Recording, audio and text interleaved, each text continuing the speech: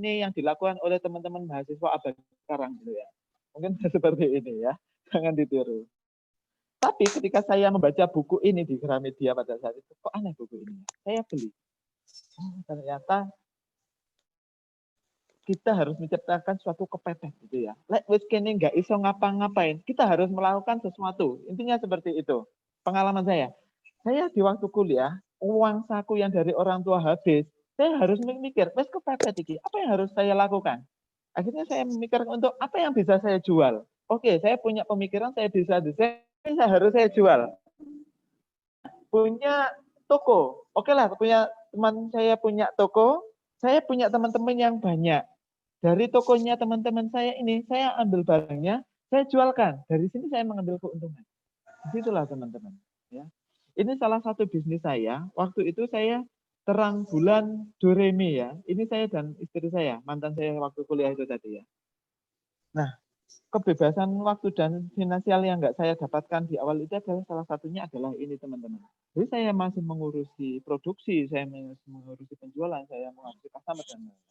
Tapi setelah saya menggunakan tim itu alhamdulillah sekarang sudah mulai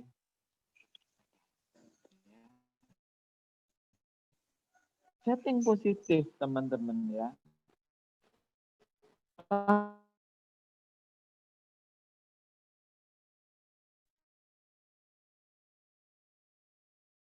Tanamkan ke dalam diri kita itu, atau kasih contoh ya. Teman-teman di sini melihat ada gelas yang isinya air yang setengah. Coba sekarang teman-teman pikirkan memandangnya, gelas ini setengah kosong atau setengah isi. Silakan direnungkan ya. Pilih sekarang setengah kosong atau setengah isi. Nah, saya kasih jawabannya ya. Teman-teman nggak usah jawab, dan ini untuk evaluasinya. Kalau teman-teman itu menganggapnya ini adalah setengah kosong, adalah berarti kita itu masih berada di sisi pemandang sesuatu itu dari sisi negatif, teman-teman. Dari sisi negatif.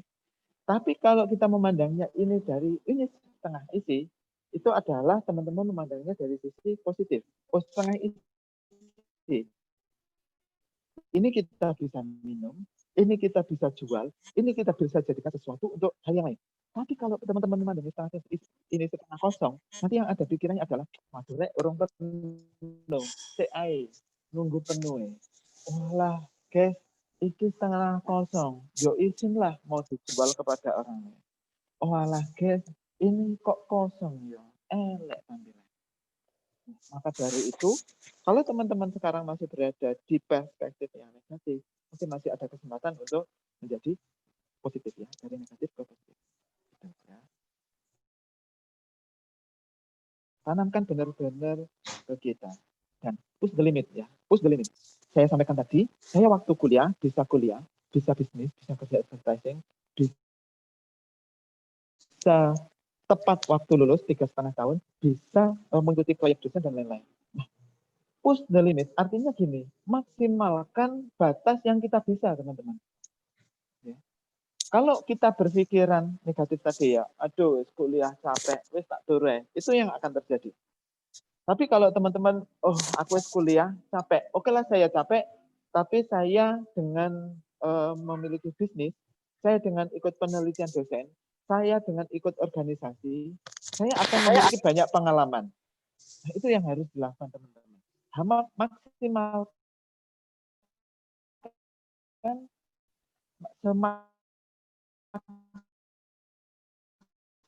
semaksimal mungkin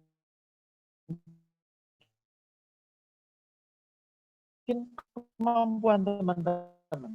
Kalau sudah maksimal, oke, ini sudah berada di atas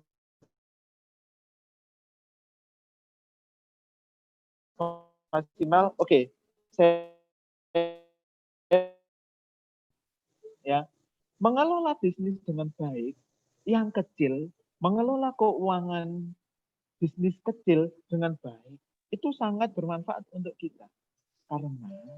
Karena begini teman-teman, kalau kita bisa mengelola bisnis kecil, keuangan bisnis kecil dengan baik, artinya kita akan lebih mudah mengelola bisnis yang besar. Kita akan lebih mudah mengelola keuangan yang jumlahnya lebih besar. Kalau teman-teman saja, kita itu nggak bisa mengelola bisnis yang kecil, keuangan bisnis yang kecil dengan baik, apalagi bisnis yang sangat besar. Itu pasti akan amburadul, pasti akan sangat kacau. Kecuali teman-teman menyewa orang akunting untuk mengelola keuangannya, mengelola manajer untuk mengelola bisnis manajemen. Tapi itu membutuhkan belajar. Itu ya teman-teman. Dan mulai dari sekarang teman-teman ya, wes nggak enak alasan lagi sekarang ini untuk menunda bisnis. Sekarang mulai saja bisa. Loh, gimana Mas? Oke lah, teman-teman cari di Google bisnis hits 2020 itu akan keluar. Ya, ingat cari inspirasi 10% saja, 70% adalah praktek. Ya, bisnis yang sekarang lagi hit. Lihatlah di sekitaran pertokoan, tempat-tempat yang ramai. Ada apa saja di sana?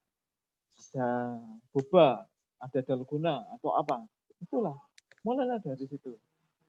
Reseller apa sekarang yang menjadikan? Langsung itu kerjakan teman-teman ya. Bisnis mulai dari yang kecil dan yang bisa dimulai dari sekarang.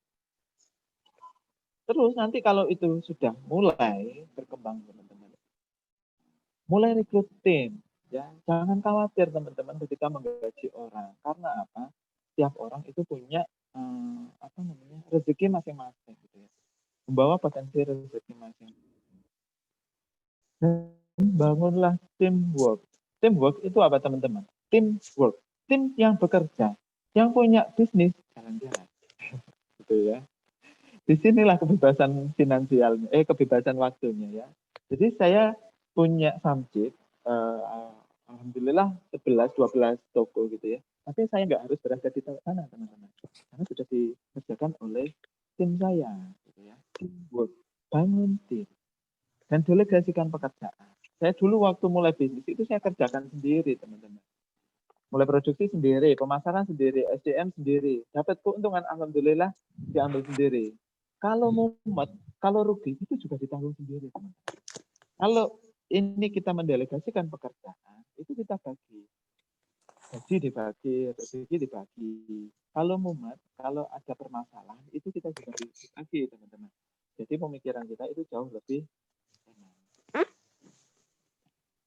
Nah, yang kedua, lihat bisnisnya teman-teman itu bisa di scale up, bisa di duplikasi, dan bisa diekspansi enggak? Maksudnya seperti ini teman-teman. Saya punya samcik, bagaimana saya bisa mengembangkan bisnis saya? Kalau saya pendapatan saya sekarang 1 bulan 10 juta, bagaimana saya bisa mendapatkan 20 juta? Ya. Nah, kalau samcik gimana ya scale up? Duplikasinya gimana? Ya harus buka cabang, teman-teman.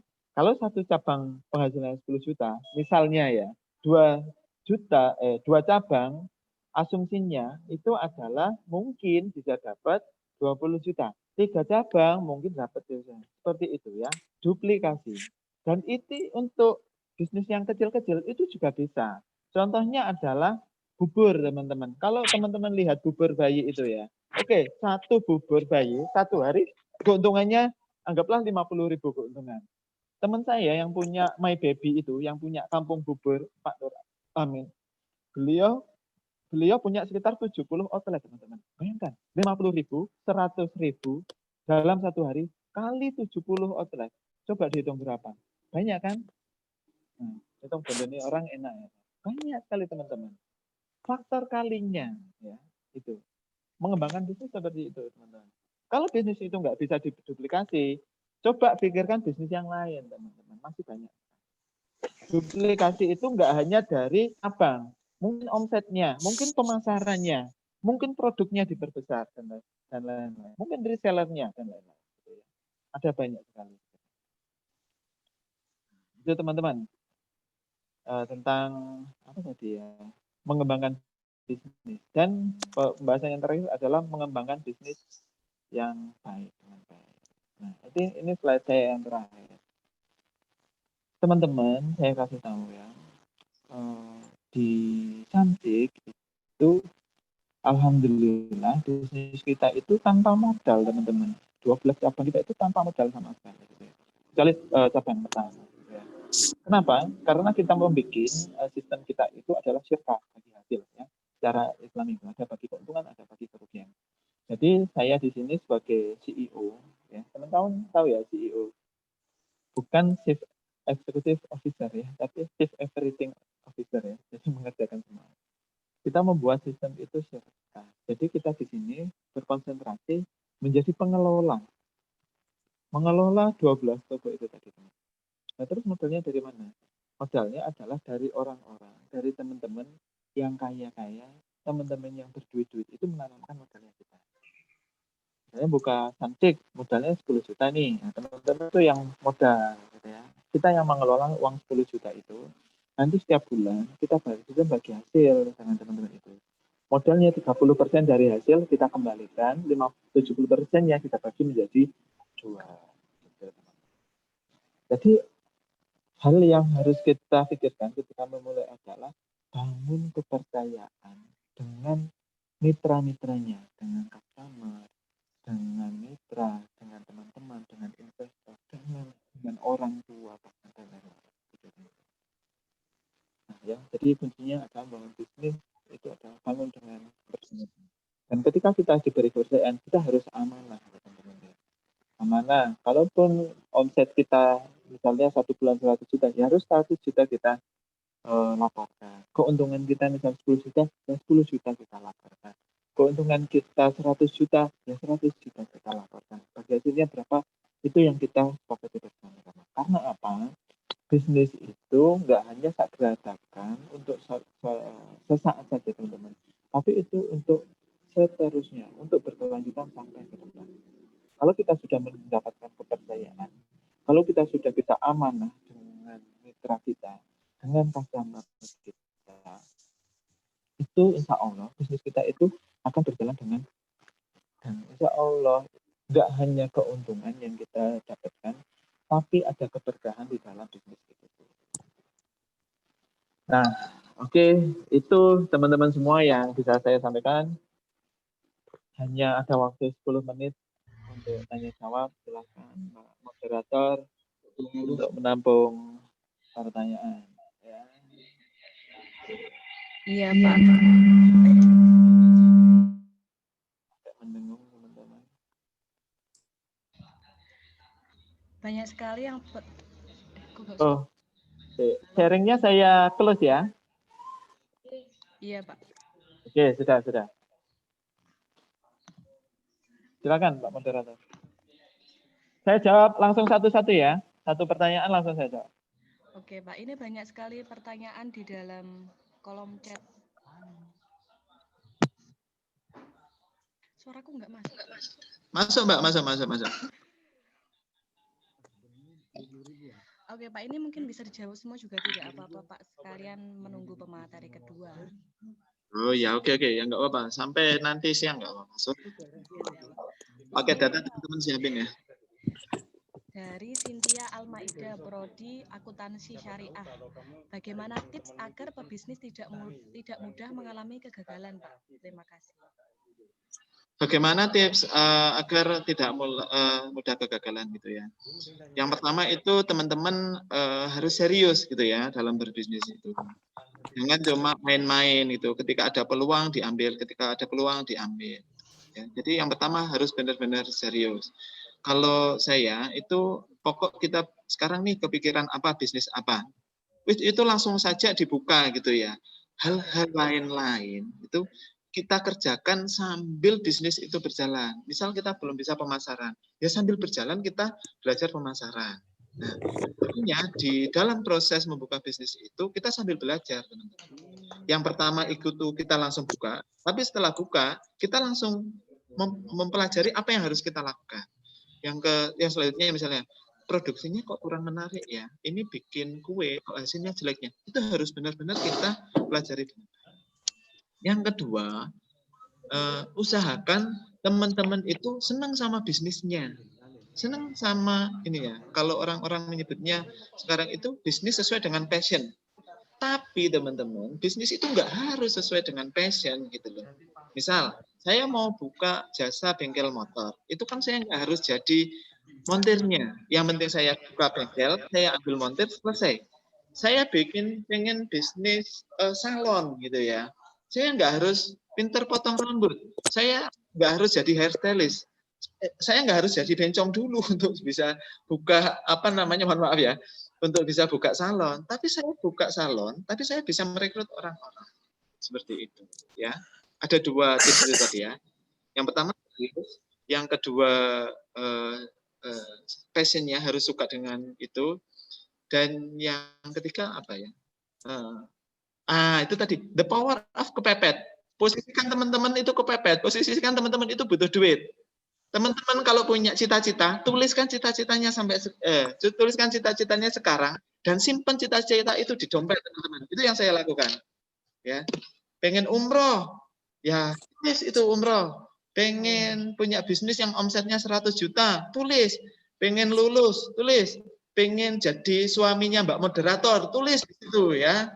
Itu simpan di situ. Dan itu ketika kita melihat dompet kita, teman-teman, itu kita jadi ingat itu ya. Itu akan menjadi apa ya namanya? Afirmasi. Afirmasi itu semacam pengingat kita hal-hal positif. Oh, saya pengen umroh nih sama tahun depan. Jadi saya harus rajin kerja. Saya pengen jadi suaminya Mbak ini. Saya harus menunjukkan kalau saya itu pantas untuk jadi suaminya. Seperti itu ya. Saya pengen umroh, bikin paspor, teman-teman. Ya, satu-satunya jalan untuk bisa umroh salah satunya adalah paspor. Itu ya Mbak ya. The power of kepepet yang ketiga. Lanjut, yang kedua Mbak. Oke, ini ada dari Puput Setiawati dari Prodi PAI, Pak. Siapa Mbak? Mbak, di-mute Mbak itu. Di-mute itu Mbak. Maaf, Oke. maaf, Pak. Oke. Pertanyaan kedua. Pertanyaan dari Puput Setiawati, Prodi Pendidikan Agama Islam. Pertanyaannya, menurut pemateri mengenai bisnis wiralaba dan membangun brand bisnis sendiri. Mbak, kemut lagi Mbak. Oke Pak, maaf saya mulai pertanyaannya ulang lagi. Bagaimana menurut pemateri mengenai bisnis wiralaba dan membangun bisnis brand sendiri? Mohon dijelaskan kelebihan dan kekurangan dari keduanya. Apakah lebih baik kita sebagai pemula ikut terlebih dahulu dengan bisnis wiralaba atau kita membangun brand bisnis sendiri? Sekian, terima kasih. Oke, saya sarankan bikin brand sendiri. Kenapa? Waralaba, bagaimanapun bentuknya, itu butuh modal, teman-teman. Ya, anggaplah waralaba yang rombong-rombong itu kurang lebih modalnya sekitar 5 juta. Waralaba kayak saya kasih contoh Alfamart, Indomaret, lain-lain itu berkisar 1 sampai 1,5 miliar. Ya. Kalau teman-teman punya duit silahkan. Ya. Tapi dengan kita punya bisnis itu kita akan lebih banyak pengalaman, lebih banyak experience, lebih banyak tahu. Ya. Kalau saya tahapannya itu dulu memang saya itu sempat mengambil bisnis waralaba itu ya, dan ada banyak sekali waralaba yang saya ambil. Tapi saya nggak banyak dapat transfer ilmu dari situ. Nah, justru dengan saya bikin bisnis sendiri itu justru saya banyak melakukan pengalaman, experience, saya melakukan jatuh bangunnya dari situ, gitu ya. Dan kalau mau bikin bisnis, usahakan teman-teman itu punya mentor, ataupun punya coach, atau punya pendamping, atau punya orang yang bisa melihat, yang bisa menilai bisnisnya teman-teman. Kenapa? Ibaratnya seperti ini teman-teman. Tim sepak bola itu ya, itu bisa berhasil. Salah satu kuncinya adalah dari pelatih. Ya, pelatih ini adalah orang yang bisa melihat kondisi lapangan. Pemain itu adalah kita yang melakukan. Ya, apa yang kita lihat belum tentu apa yang pelatih lihat itu belum tentu bisa kita lihat. Maka dari itu usahakan punya coach, punya mentor atau apalagi. Siapa coach mentornya? Ya orang-orang yang teman-teman itu mampu, orang-orang yang punya bisnis. Mas David mau nggak jadi mentor kami? Mas David mau nggak jadi coach kami? Mau, nggak apa-apa, silakan ya. Silakan kontak saya di Instagram. Di Instagram saja ya, usahain jangan di WA. Karena di WA itu setiap hari itu hampir ribuan. Pak, insya Allah pasti ketumpuk WA-nya, apalagi yang belum ada namanya. Tapi kalau di IG, itu nama belum terlalu ramai ya, followernya masih sedikit. Diskusi lewat Instagram itu akan lebih sering, akan lebih cepat. Enggak silakan. Itu Mbak. Bisnis sendiri, bisnis mulai dari yang kecil, bisnis yang bisa dimulai dari sekarang. Itu Mbak. Oke, untuk pertanyaan selanjutnya Pak, dari Halimatus Sa'iyah dari Prodi Tadris Biologi. Di rumah orang tua saya kan juga mempunyai industri makanan. Saya ingin bisa memanage pemasarannya supaya lebih meningkat Pak secara online maupun offline. Nah, yang saya tanyakan bagaimana tips atau cara pengelolaan pemasaran produk yang lebih efektif dan efisien tetapi pemasarannya dapat meningkat baik secara online dan offline. Nah, baik. Pertanyaannya bagus sekali ya dan teoritis banget ya, kayak mahasiswa banget. Ya memang kan mahasiswa Pak ya. Bagus banget ya. Nah, ini dasar yang sangat baik sekali teman-teman. Keluarganya sudah punya bisnis. Kalau saya keluarganya adalah pegawai ya. Kalau istri saya itu bisnis semua. Dan lebih enak itu ya. Mindsetnya artinya kita punya modal yang cukup luar biasa. Nah, ngomong-ngomong soal pemasaran online ya, itu gini teman-teman. Sebenarnya pemasaran online itu sangat mudah dan gratis dan siapa saja bisa melakukan. Ada dua ya pemasaran online itu. Satu yang gratis, satu yang berbayar. Kalau berbayar ini kita mau melakukan promote itu langsung push gitu ya. Nah, ada itu pemasaran yang dilakukan secara gratis. Cuma saya nggak bisa menerangkan detail di sini karena ada banyak sekali metodenya. Salah satu yang saya gunakan adalah Google Map, teman-teman. Google Map dan Facebook profil, ya, Facebook profil, Facebooknya teman-teman. Google Map dan Facebook profil. Nah, gambarannya seperti ini, Mbak. Ya, saya punya samcik ya di pelosok kandang. Misalnya samcik pelosok kandang. Saya bikin yang namanya Google Map samcik pelosok kandang. Ya. Yang kedua, saya bikin lagi Google Map yang namanya pusat kuliner di pelosok kandang. Ya, pusat kuliner di pelosok kandang. Alamatnya tahu nggak siapa? Samcik. Nomor teleponnya tahu nggak siapa? Samcik. Ya. Tempat makan anak kos. Saya bikinkan Google Map-nya. Ya. Alamatnya siapa? Samcik. Nomor teleponnya siapa? Samcik. Yang keempat, pusat kongko mahasiswa. Ya. Alamatnya siapa? Samcik. Nomor teleponnya siapa? Samcik. Jadi begitu ada banyak kata kunci yang dicari di Google, teman-teman kan biasa nyari di Google.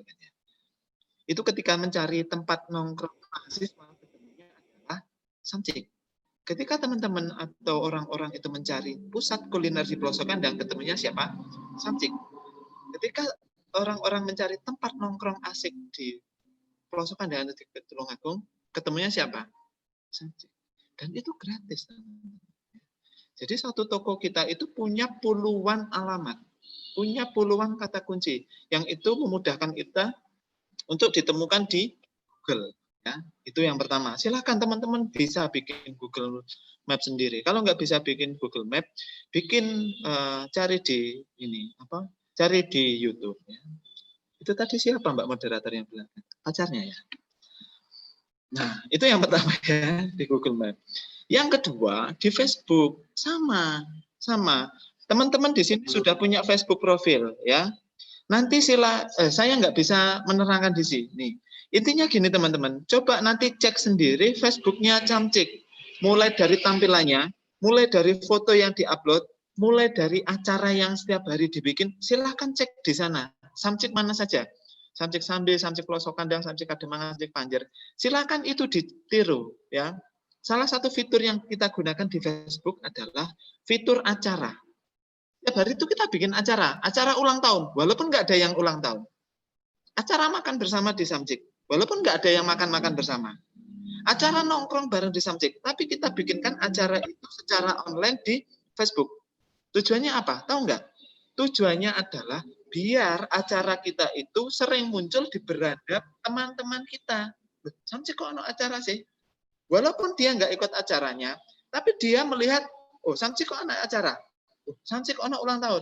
Oh Samcik gawe nongkrong anak-anak mahasiswa? Oh Samcik iki gawe meeting arek Kopma apa Mbak? Kopma Al Kausar misalnya seperti itu. Jadi itu acara itu sebagai branding kita, pengikat kita kepada customer-customer atau netizen-netizen kita, teman-teman. Dan itu kita bisa diduplikasikan di bisnisnya, teman-teman. Gratis ya. Teman-teman mulai dari yang gratis dulu, yang berbayar dulu. Yang kedua, kita setiap posting itu di semua media sosial kita itu, kita mudah untuk ditemukan nomor HP kita. Mulai dari postingan kita, mulai dari kata-kata atau copywriting kita, bahkan ada linknya yang terhubung di WA masing-masing toko, di profil kita, di catatan kita, di status kita, dimanapun tempat berada, kita pasang nomor HP. Kenapa teman-teman? Memudahkan customer kita untuk menghubungi kita secara langsung. Terlebih banyak pertanyaannya tadi adalah membantu tentang marketing. Hal yang harus dilakukan adalah itu, pasang banyak nomor di semua media. Dan bikin WA-nya itu WA bisnis, teman-teman. Karena kita di situ bisa cantumkan katalog, kita bisa cantumkan jam buka kita bisa bikinkan alamat kita dan banyak lagi yang lain. Itu ya. Itu ya. Nanti kunjungi Facebook-nya Samcik ya. Mana saja Samcik sudah dikelola. Karena kenapa? Facebook-nya Samcik itu ada sekitar 200 akun ya. Untuk menjaring orang-orang, menjaring kata kunci itu bisa dilakukan mbaknya yang barusan bertanya, dan itu sangat efektif. Itu Mbak, silakan lanjutkan. Oke Pak, untuk pertanyaan selanjutnya dari Cindy Widianti, Prodi Manajemen Pendidikan Islam. Bertanya kepada jenengan bahwasanya bagaimana cara jenengan untuk terus membuat produk Samcik yang digemari oleh konsumen, terutama di kalangan mahasiswa IAIN Tulungagung. Kan secara di sekitar kampus banyak sekali yang berjualan ayam dengan sambal, entah itu geprek atau ayam dengan sambal lainnya, dengan harga yang lebih terjangkau. Terima kasih Pak. Oke teman-teman. Nah, ini pertanyaan adalah tentang inovasi produk dan bagaimana produk kita itu disukai ya. Nah, perlu diketahui teman-teman, kita itu setiap bulan itu melakukan evaluasi produk setiap bulan. Setiap bulan juga, setiap saat, setiap waktu kita itu punya tim yang tugasnya itu survei ke tempat-tempat yang lagi ngehits. Misal di Tulungagung ada apa nyoklat Dendi, ada tempat nongkrong apa, ada restoran apa baru. Ada tim kita yang turun ke sana untuk apa? Untuk makan, untuk mensurvei, untuk menilai. Kenapa dia bisa ramai? Kenapa dia bisa ngehits? Kenapa dia?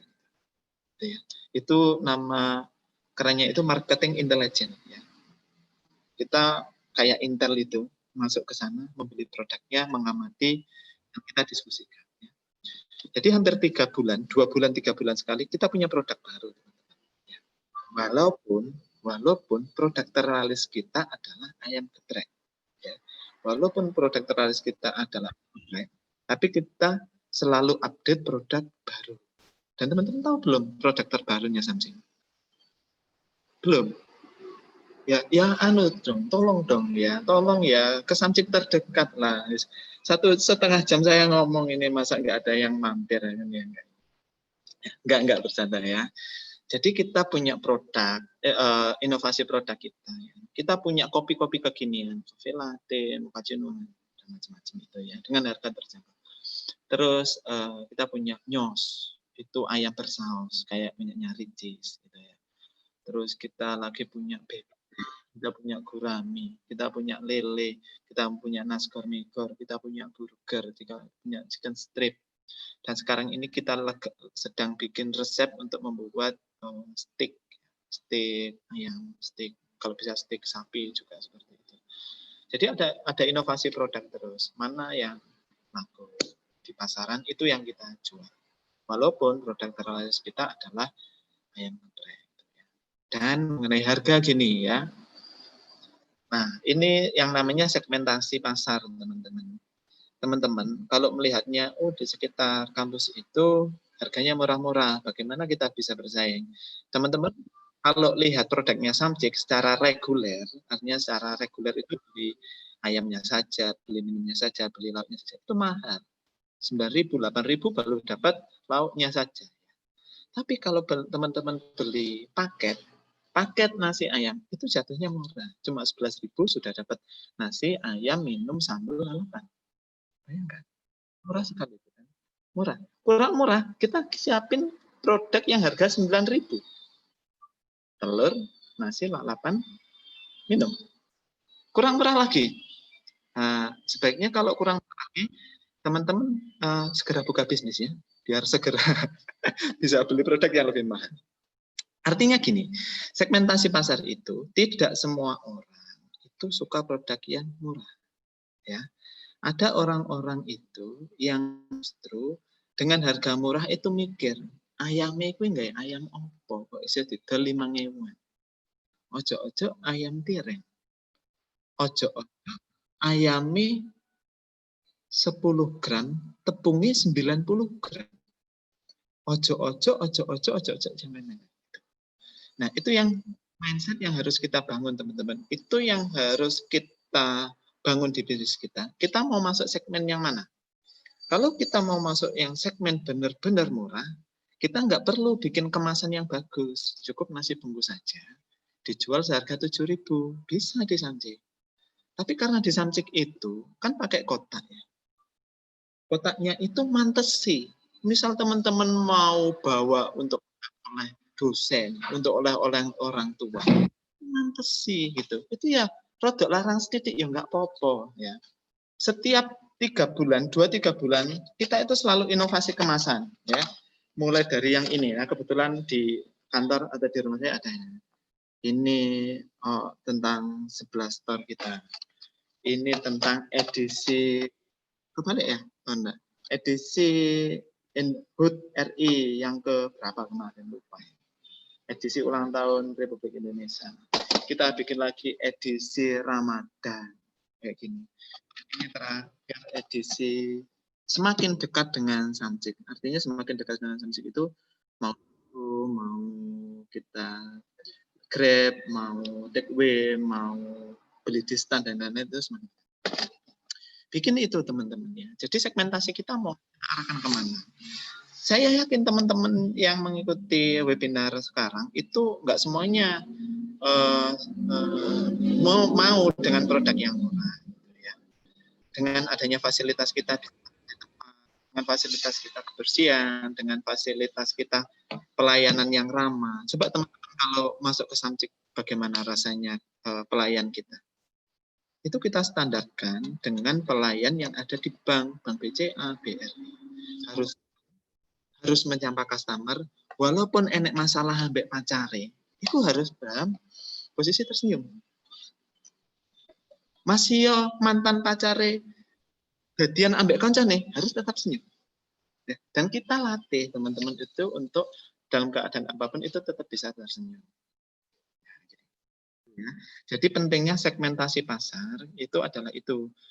Banyak kok yang orang yang nggak hanya senang produk murah, produk menengah, dan justru barang mahal sekalipun ada yang banyak yang suka. Itu Mbak.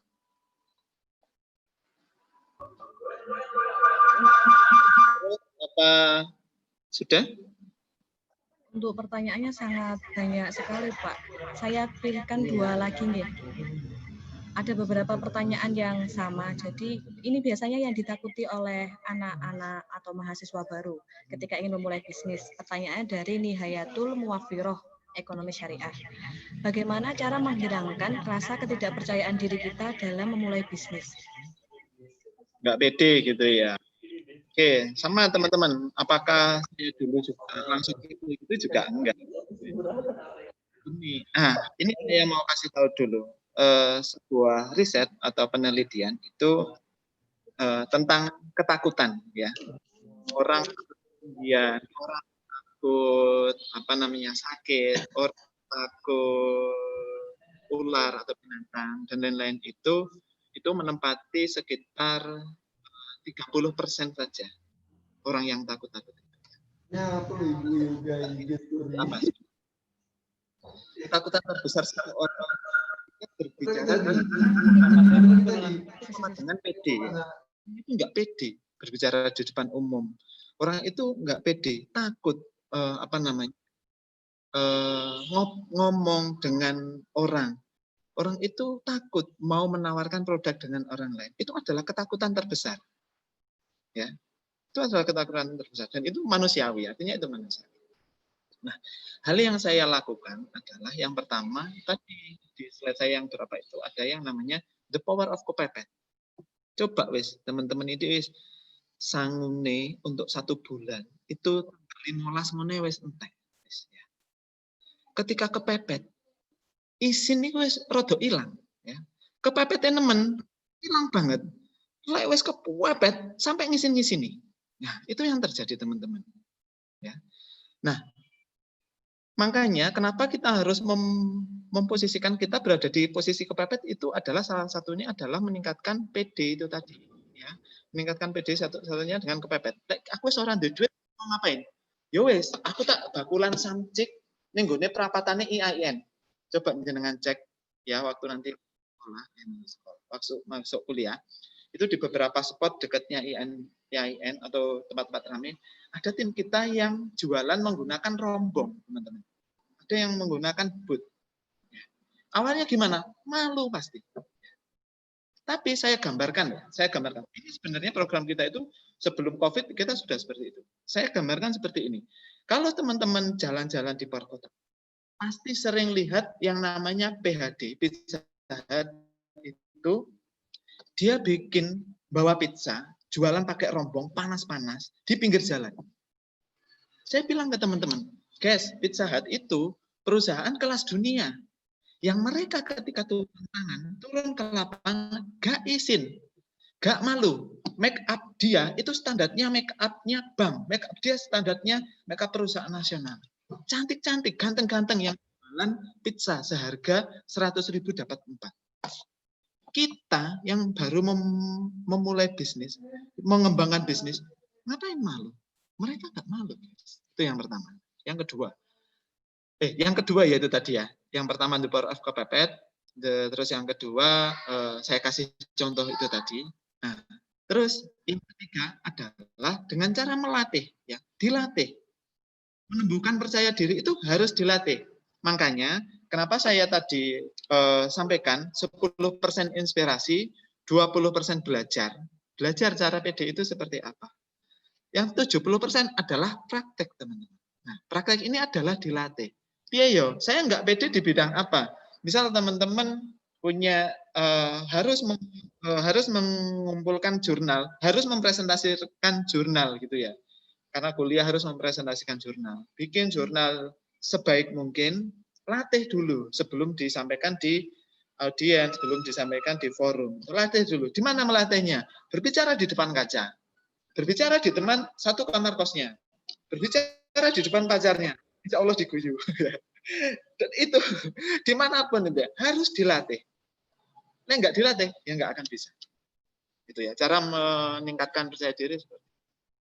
Nanti kalau sudah pede, teman-teman, mau berbicara di depan teman-teman, mau berbicara di depan dosen, mau berbicara di depan rektor, mau berbicara di depan presiden, insya Allah sekalipun, itu insya Allah siap. Saya itu pernah dulu itu, waktu bikin acara panggung UKM, kayak yang saya lakukan di teman-teman IAIN, program mahasiswa bidik misi, itu tiba-tiba Bupati datang. Kita disandingkan dengan bupati ya, harus mengisi materi disandingkan dengan bupati. Oh, dekes nganti ngowel. Tahu ngowel enggak ya? Seperti ini loh ngowel itu. Nah, akhirnya kita punya tips bahwasanya adalah gini ya. Apa yang kita sampaikan itu dibutuhkan oleh teman-teman. Termasuk hari ini. Saya menyampaikan materi hari ini, mindset saya adalah teman-teman yang sekarang mendengarkan itu adalah butuh. Walaupun mungkin teman-teman itu sudah tahu tentang materi itu. Tapi saya nggak mikir. Ya, saya nggak mikir. Pokoknya saya pikir, oh teman-teman butuh tentang materi ini. Jadi saya anggap teman-teman itu belum tahu semua. Walaupun pada kenyataannya adalah caranya kalau saya seperti itu. Lanjut, Mbak. Oke, Silakan, ya. Pertanyaan terakhir, Pak. Ini untuk pertanyaan terakhir. Sebenarnya banyak sekali pertanyaan dari teman-teman, tapi kalau dibacakan semua mungkin sampai zuhur, Pak, ini. Gini aja, Mbak, Teman-teman, kalau misal, mohon maaf ya, karena memang waktunya sangat terbatas sekali, dan saya bukan alat pemuas, jadi nggak bisa memuaskan semua pihak, gitu kan ya. Teman-teman, kalau masih pengen tanya, silahkan mention atau DM di Instagram saya, David Handrawan. Ya, di David Handrawan, @davidhandrawan. Silahkan mention di sana. Mau sharing, mau diskusi, atau mau tanya-tanya konklusi apa, insya Allah saya jawab di sana. Itu ya, silakan. Oke, untuk pertanyaan terakhir nih Pak. Dari Latiful Minhaj Prodi Akuntansi Syariah. Menurut Bapak, bagaimana tips manajemen waktu dan tenaga ketika kita harus berkuliah, berorganisasi serta berbisnis? Oke, yang pertama mindset-nya harus ditata ya. Mindset itu harus ditata. Maksudnya gini, yang saya bilang setengah kosong dan setengah isi tadi. Kalau kita berpikiran David Hendrawan. David Hendrawan. Jadi kalau kita punya pemikiran negatif, aku nih kuliahnya wis maksimal banget, wis kesel banget, kerja wis capek banget, maka itulah yang akan terjadi teman-teman. Aku wis ngerjain tugas, iku wis waktuku wis entek, urung pacarku sing kono, urung pacarku sing kene. Yuk, itu akan habis beneran, teman-teman ya. Maka yang perlu ditata pertama adalah mindset kita. Push the limit, maksimalkan batas kemampuan teman-teman. Artinya dengan terukur ya. Terukur itu aku maksimalku segini ya segini. Kalau saya dulu itu sukanya itu bikin time schedule, bikin timeline, bikin planning, bikin perencanaan. Jadi misal jadwal kuliah kan sudah ada. Jadwal kuliah selama semester ke depan sudah ada. Oke, anggaplah dari jadwal kuliah itu ditambah 2 jam untuk mengerjakan tugas. Maka waktu selain itu adalah jam-jam kosong. Disitulah saya memutuskan saya mau ambil apa nih? Apakah saya mau ambil organisasi? Oke, kalau organisasi yang seperti apa? Apakah yang ada kaitannya dengan minat saya? Apakah yang ada kaitannya dengan jurusan saya? Atau ada kaitannya dengan apa? Setelah itu, teman-teman harus punya motivasi yang kuat. Harus punya motivasi yang kuat untuk mengatur waktu ini. Jadi biar nggak teledor gitu ya. Salah satunya adalah menuliskan cita-cita teman-teman itu tadi di kertas dan disimpan di dompetnya. Jadi itu sebagai pengingat, reminder kita. Nah, pasti dong pada saat tertentu itu akan mengalami lelah, akan mengalami capek, akan mengalami jenuh, akan mengalami malas. Itu adalah satu kepastian. Maka ketika hal-hal itu muncul, perasaan-perasaan itu muncul, teman-teman lihat dompetnya. Oh, aku harus membanggakan orang tua. Aku harus bisa bersama orang tua. Aku harus bisa membantu orang tua untuk mengangkat perekonomiannya. Aku harus mengangkat derajat orang tua saya. Aku harus membanggakan kedua orang tua saya. Aku harus lulus di saat kakak-kakakku nggak bisa kuliah. Di saat aku harus lulus, di saat orang tuaku itu harus pinjam kepada orang lain, kepada saudara untuk membiayai kuliah. Itu harus dimunculkan lagi. Suatu saat ketika teman-teman itu jenuh, malas, terus nggak mau ngapa-ngapain,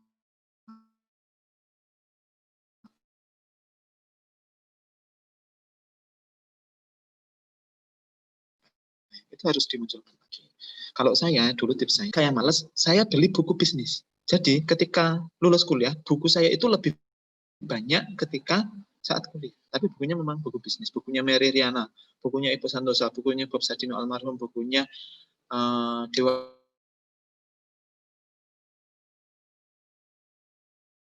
Eka dan lain-lain. Bukunya satu. Dari situ, dari seminar, dari baca buku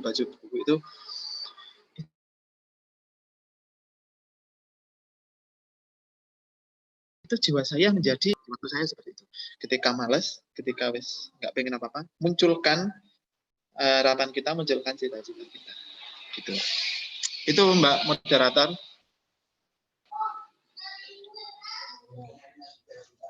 Oke, terima kasih Pak. Jadi untuk teman-teman semua, kan ini masih banyak sekali pertanyaan dan belum bisa saya bacakan secara langsung. Bisa ditanyakan melalui direct message ke Instagramnya Bapak David Handrawan. Sudah kami share di kolom chat mengenai Instagramnya beliau dan juga channel YouTube-nya dari Subject sendiri. Sebelumnya saya ucapkan terima kasih banyak Pak atas waktunya dan ilmunya untuk kita semua, untuk seluruh anggota Koperasi Mahasiswa Al-Kausar. Sangat banyak sekali ilmu yang kita dapatkan saat kita berbincang dengan beliau. Mungkin memang kita terkendala oleh waktu sehingga kita tidak bisa sharing secara lebih banyak lagi. Beberapa hal yang dapat saya ambil mendengar perkataan dari beliau yang disampaikan sangat banyak sekali itu mengenai bahwasannya ketika kita berbisnis, kita tidak boleh melupakan hubungan kita dengan Tuhan.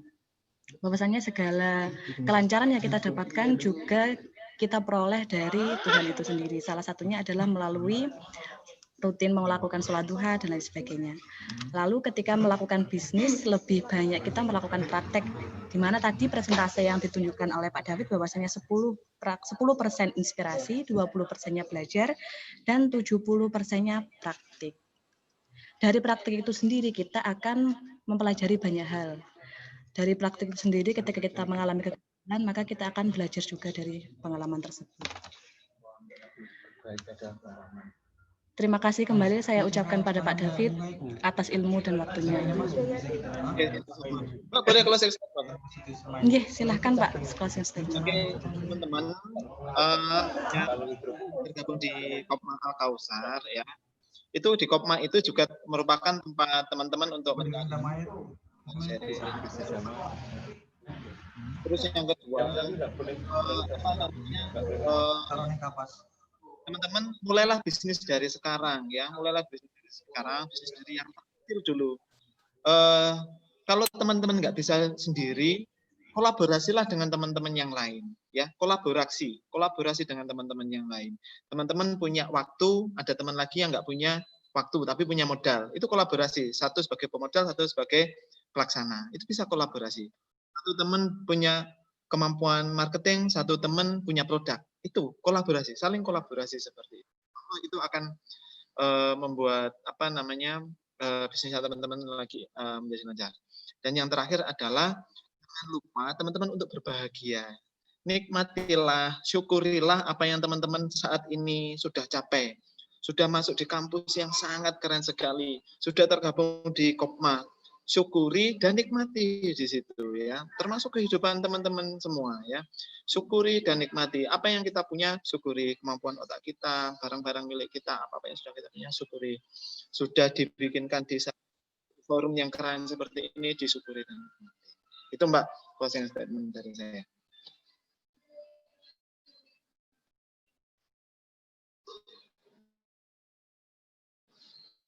Mut.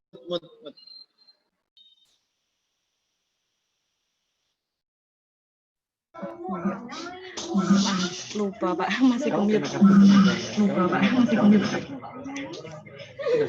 Oke, di sini saya sebagai moderator meminta maaf yang sebesar-besarnya kepada teman-teman semua apabila ada kesalahan dalam saya menyampaikan atau tutur kata dan lain sebagainya. Saya mohon maaf yang sebesar-besarnya. Terima kasih atas waktunya Bapak. Wassalamualaikum warahmatullahi wabarakatuh. Waalaikumsalam.